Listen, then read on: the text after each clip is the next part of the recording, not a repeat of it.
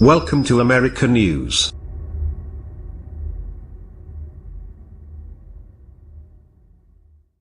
Edmonton, Alberta is rallying together after a suspected terrorist attack sent 5 people to hospital, including 1 police officer.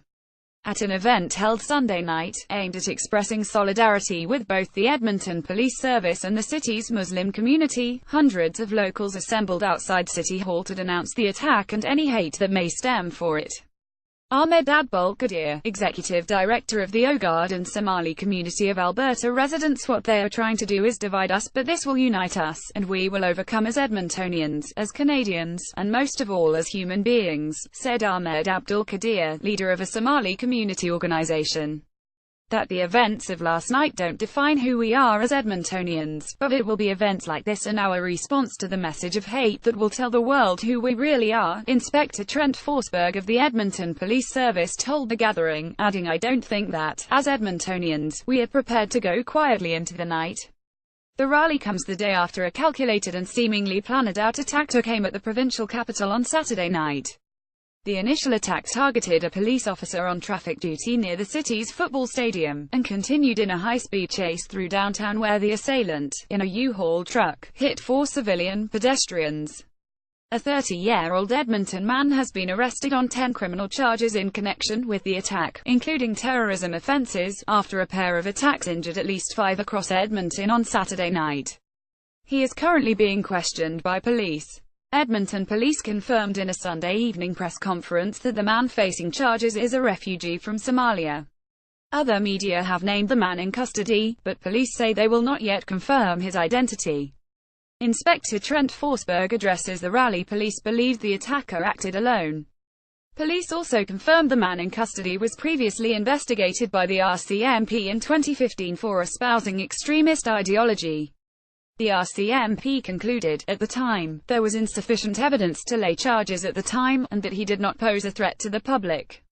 Edmonton police said they found a flag bearing the Shahada, the flag associated with terrorist organizations like Islamic State and Al-Shabaab, in the driver's seat of the car used in the attack. He was in a struggle for his life, holding onto his gun with one hand and blocking the knife with the other. The attack left 5 injured, 4 civilians and 1 Edmonton police officer. The officer, CST. Mike Chernick, was transported to hospital with various injuries, including stab wounds to the head and multiple contusions after being struck by the vehicle, according to police. He's in good spirit, although those injuries are substantial, Edmonton Police Chief Rod Next told reporters on Sunday. As of Sunday night, Chernick, an 11-year veteran of the force, has been released from hospital, is now resting at home with family with various injuries, according to a police release. Constable Michael Chernick graduation photo. Edmonton Police Service next said the officer managed to, despite his injuries, hold off the attacker. He was in a struggle for his life, holding onto his gun with one hand and blocking the knife with the other, Next said. The chief lauded the officer's training and experience in ensuring that the attacker did not manage to obtain a firearm. In fact, no shots were fired anywhere in this incident, Next said later. Of those hit by the van, 2 have been released from hospital, while 2 are being held for observation, although are not in critical condition. They faced injuries ranging from broken bones to a fractured skull and cranial bleeding. Edmonton police released video of the incident on Sunday morning, in hopes that witnesses to the incident or friends of the suspect will come forward. The incident began around 8:15 Saturday night, when a sedan slammed into a traffic barricade, set up near the Commonwealth Stadium for the football game, hitting a uniformed police officer. The driver jumped out and viciously attacked the officer, according to Next, stabbing him several times with a large knife. The video of the scene shows the officer struggling with the attacker before getting to his feet as the assailant runs off. Police confirmed that he fled on foot to a rented U-Haul truck. Some 4 hours later, before midnight, police stopped the truck at a checkpoint, near Wayne Gretzky Drive, nearly 3 kilometers away, 1.8 miles. When the officer identified the driver as being the same name as the owner of the sedan, the driver accelerated. In a high-speed chase that ensued, police say the driver attempted to hit pedestrians in crosswalks and alleyways. Next said 4 victims have been identified, all sustaining injuries, but suggested there could have been more. The truck drove left of center on several occasions, nearly T-boned one vehicle, and attempted to run over civilians, Knecht said on Sunday evening. The decision was to stop the vehicle.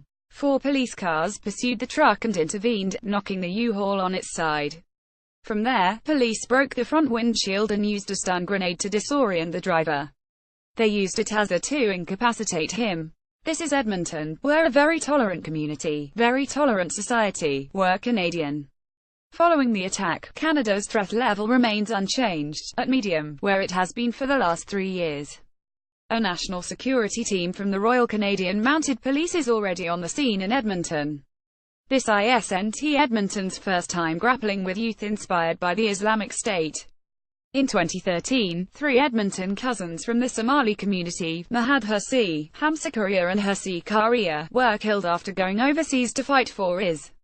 Edmonton's sister city to the south, Calgary, also has a history with radicalization, with a downtown Calgary mosque and tower building being linked to several young men going overseas to fight with ISIS. The mosque closed in early 2017. In 2015, Edmonton became the target of East African militant group Al-Shabaab, with the group releasing a video focusing on the West Edmonton Mall for a potential attack. In recent months, ISIS has lost significant territory in Iraq and Syria. Social media accounts linked to and inspired by the group have encouraged supporters to conduct lone wolf attacks with vehicles and knives. In August, a cell of men, believed to be inspired by IS, conducted a van-ramming attack in central Barcelona, followed by car attacks on police officers elsewhere in Spain. Those attacks left 16 dead. Vice News previously traveled to Calgary to investigate why so many Albertan youth have pledged allegiance to the Islamic State. Edmonton police kept a tight lid on information as events unfolded Saturday night. One man was in a downtown Edmonton bar, near where the car chase ended, and saw the aftermath and the confusion. The music and service was never interrupted, so you basically only knew something was up from people returning from smoke breaks, he told Vice News, describing a confusing situation. Even then, I didn't know the details until this morning and thought the stabbing and the accident were unrelated. The witness, who holds a government job and was not authorized to speak on the record, counted 8 ambulances. 1 person is in police custody.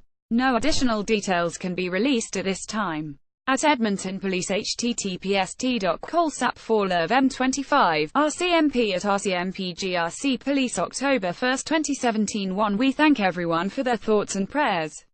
Our officer is safe and recovering.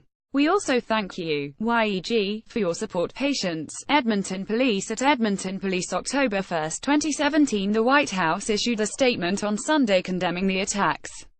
Law enforcement authorities from the United States are in touch with their Canadian counterparts to offer assistance with the ongoing investigation, the statement said. When asked about the possibility of backlash against Edmonton's Somali community, Knecht stated repeatedly that this man was an individual and doesn't represent Somali population of Edmonton. This is Edmonton. We're a very tolerant community, very tolerant society, we're Canadian, said Knecht. We have tremendous tolerance. We welcome everyone. This is an isolated incident, involving a single individual. I don't think we can make any broad statements or broad conclusions based on a single individual and single incident. Prime Minister Justin Trudeau released a statement on Sunday morning condemning the attack. While the investigation continues, early reports indicate that this is another example of the hate that we must remain ever vigilant against, said Trudeau. The RCMP and the Edmonton Police Service are working closely together to bring those involved to justice. We'll never let violent extremism win. Canadians stand with the injured in Edmonton. https://t.co/blast Justin Trudeau at Justin Trudeau, October 1, 2017. Police identified the vehicle as a white 2015 Chevrolet Malibu and are encouraging anyone with relevant information to call police at 17,804,490,209. This is a breaking news story. Check back for updates.